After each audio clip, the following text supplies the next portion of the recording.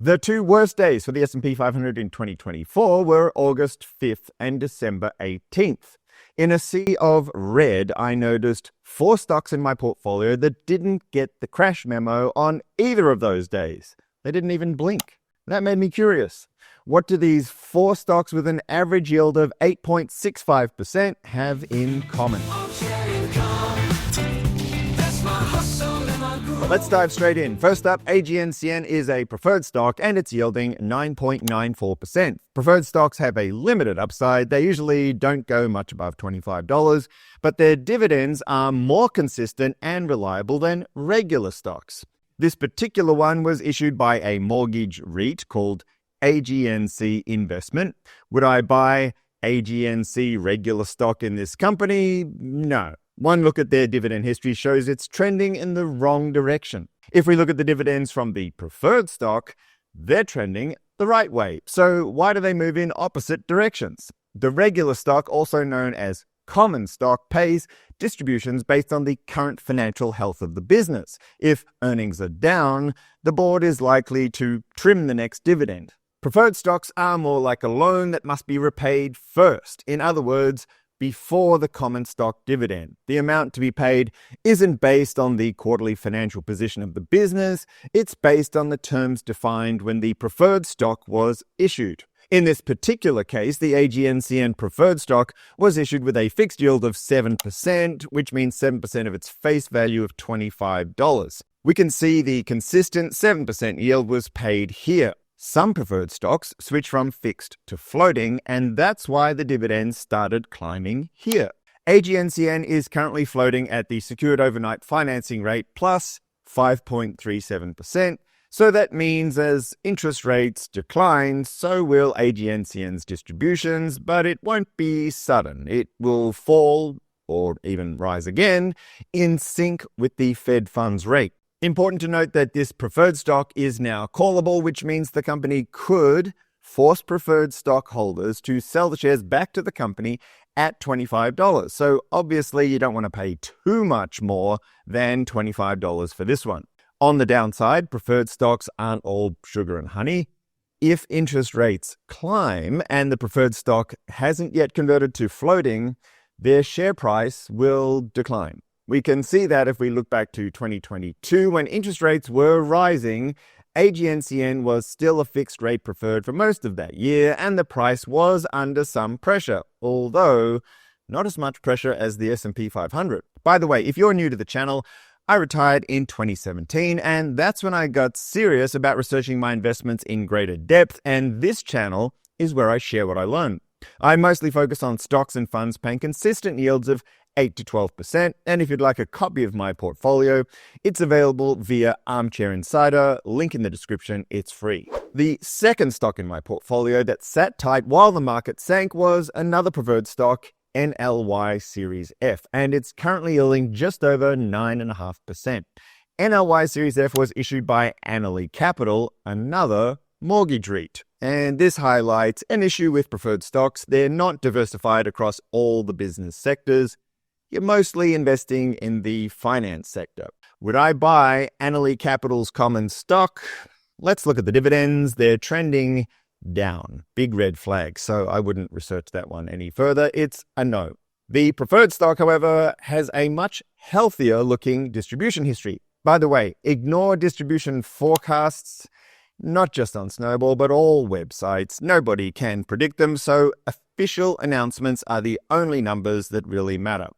Having said that, I do find Snowball useful for many things, including yield history charts and keeping track of my income. I was trying to do that using my brokerage accounts, but they're not really designed for income investors. I entered the stocks from my 3 brokerage accounts into Snowball, and now I can see the big picture in a few seconds, along with a calendar that breaks down which days I'll be paid by each stock or fund. If you're watching this before January 5th, 2025, Snowball is currently running a New Year sale. If you're watching this after January 5th, no problemo. The link in the description will get you the sale price or the Armchair income discount, whichever is greater at the time. By investing in preferred stocks like NLY.P.R.F, I'm not thinking these companies will be the most profitable businesses in their sector. I just need them to survive. If the business faces hard times, the regular dividend could be reduced or even suspended, but the preferred dividends would only be affected if the business was in serious financial trouble, like bankruptcy, for example. To find detailed information about preferred stocks, I use Quantum Online. I enter the ticker here, and it provides details like how to calculate the floating rate. I'll link it in the description. It's free. One of the challenges with preferred shares is that, unlike common stocks, there's no universally acceptable system for ticker symbols, as explained in this rather lengthy breakdown. So, a ticker symbol that works on one website like NLY.PR.F may not work on another website, especially if there's a period or a hyphen involved. If this creates a problem, I solve this by typing in the company name into Quantum Online. In this case, that's Annaly Capital. Then I select by company name, then click Search to see a list of options. In this case, we're looking for the F series preferred stock, and it can be found on the list provided. It's NLY.F. The last preferred stock I'll cover today is EICC, and it's currently yielding 8%. This one was issued by Eagle Point Income Company. They're not a mortgage REIT. Eagle Point is a closed-end investment company that specializes in collateralized loan obligations, or CLOs. You can buy common stock in the company under the ticker symbol EIC, but EICC isn't common stock. It's a preferred stock. The common stock pays a much higher yield, and its price is far more volatile. This price chart doesn't show distributions, but it does show the difference in price volatility since EICC was issued recently in March of 2024. So in general terms, EIC will move around a lot based on what's happening with Eagle Point's CLO portfolio on any given day.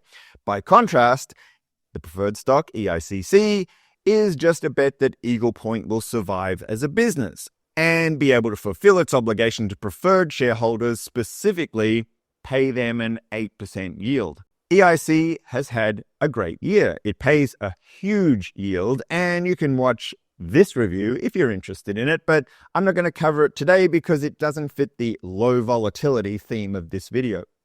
If you love analyzing numbers and you want to learn how preferred stocks work, I recommend reading the 67-page guide to investing in preferred shares. It was written by a newsletter that I subscribe to called The REIT Forum, and it's by far the best introduction to preferred stocks that I've seen. It's linked in the description, and that's also free. Before we leave preferred stocks, I should mention that my largest preferred holding is a fund of preferred stocks, ticker PFFA, which currently yields 9.1%.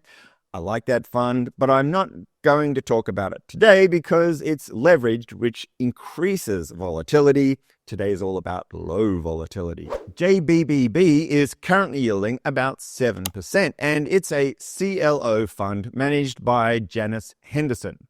So to clarify, EICC is a preferred share issued by a company that invests in CLOs. JBBB is not a preferred share. It is a CLO fund.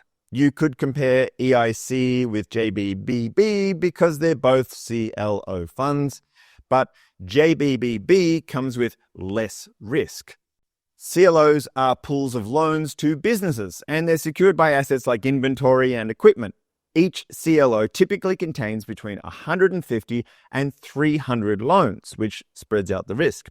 If the letters CLO remind you of the 2008 recession, it's probably because the housing bubble was caused by a similar sounding but different instrument, a collateralized debt obligation, or CDO. In fact, it was a particular type of CDO that caused the problem, the infamous mortgage-backed security, or MBS. The key difference is that mortgage-backed securities were pools of home loans, and these homes ended up being worth less than the loans against them.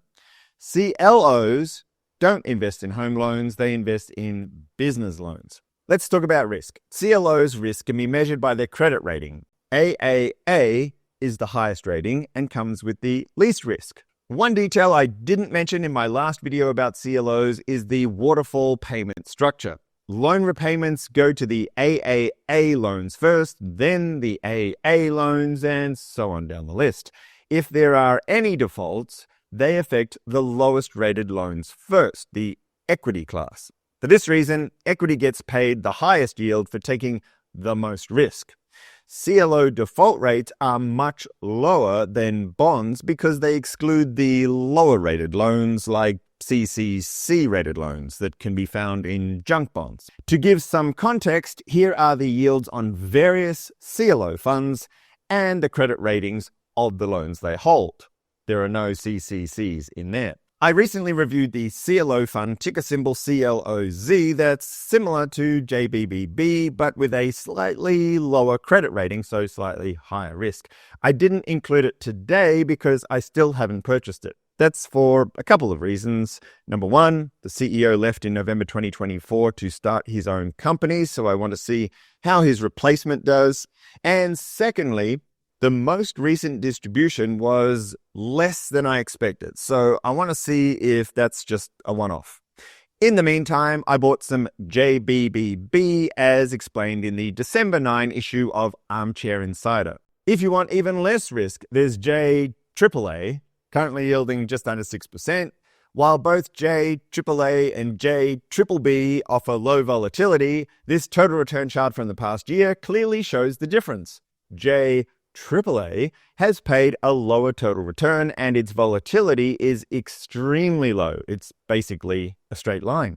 Another point to note is that the yields change slightly each month as the loans in the portfolio mature and new loans replace them. If you annualize JBBB's last distribution of just over 33 cents per share, the yield equates to 8.2%, which is higher than its trailing 12-month yield. If you'd like to learn how these CLOs work in more detail, Seeking Alpha is packed with great info. I counted 14 detailed articles just on JBBB. I can't find another website that even offers one article on JBBB. If you don't have time to read, you can click here and listen while you go for a walk. Collateralized loan obligations are pools of different loans that have been bundled together and then packaged into different levels of risk, commonly known as a tranche. The audio version is a new feature that Seeking Alpha just started rolling out. Link in the description for a free trial and a discount. I use the premium level of membership. So what do these low volatility income investments have in common? Well, two themes you probably picked up on: preferred stocks and CLO funds.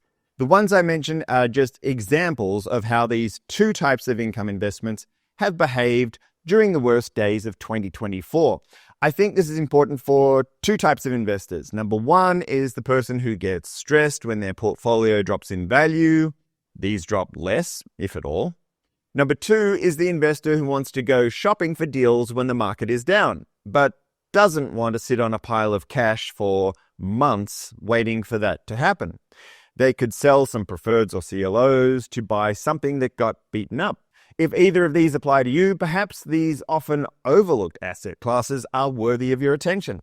Before I go, I mostly make videos about investments I like, but I like some more than others.